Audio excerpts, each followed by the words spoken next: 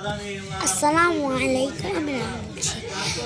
আমি এই চ্যানেলটি প্রতিষ্ঠা। আমি একটি হিস্টোরি বঙ্গবন্ধু শেখ মুজিবুর রহমানকে কে মেরেছে।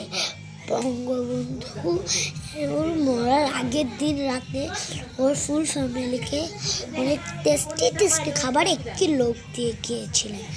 তারপর তারা খেয়েছে, কিন্তু তারপর বঙ্গবন্ধুদের সাথে কি হয়েছে সবাই চেনে। যে লোকটি বঙ্গবন্ধুর মরার আগের দিনে খাবার দিয়েছে, সেই লোকটি সেনাবাহিনী নিয়ে বঙ্গবন্ধুকে মারতে গিয়েছে। আর ওরা এরকম কেন করে সেটা কেউ জানতে পারে না। এটাই বঙ্গবন্ধু।